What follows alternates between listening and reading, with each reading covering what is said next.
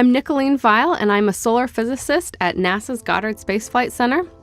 What we're looking at right now is imagery from the Solar Dynamics Observatory. All of the dynamics and activity that's going on in the solar corona, the sun's atmosphere, which is what I study. What we're seeing here is a filament, and it looks very dark, and it looks like it's actually maybe even on the surface of the sun. But we can see as the sun rotates around that actually it's suspended high up in the atmosphere away from the surface. When viewed from this angle, we call them prominences. This material is held up in the corona by twisted magnetic fields. We're looking at the solar corona in extreme ultraviolet at 171 angstroms, which is a wavelength that our eyes cannot see. My favorite thing is all of these magnetic loops that you can see on the sun, how dynamic these magnetic loops are, just telling us how much change and evolution and activity there is on the sun at all scales.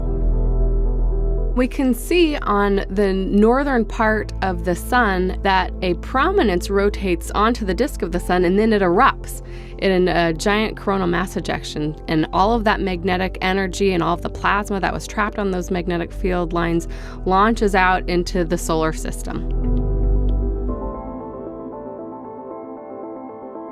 We're watching the sun rotate right now. This is one of the basic features of the sun, and it takes about a month for the sun to rotate fully around and to see the same spot on the sun come back.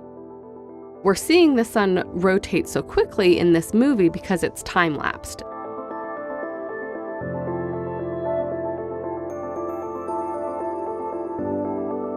When the sun jumps around, that's actually the Solar Dynamics Observatory moving around and pointing in different directions. Sometimes they have to point away from the sun so that they can calibrate their sensors, the cameras.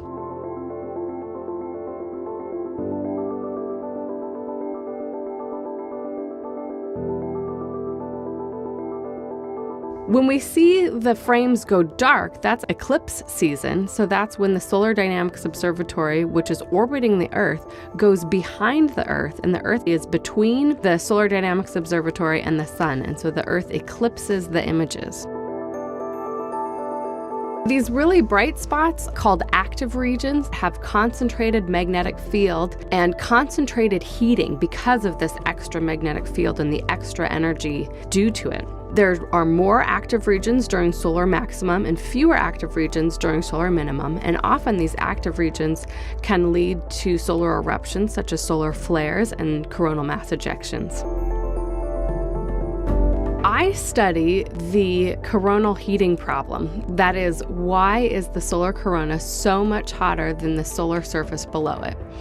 And we know that it has to do with the magnetic field, which is constantly dynamic and evolving and ejecting energy into the solar corona.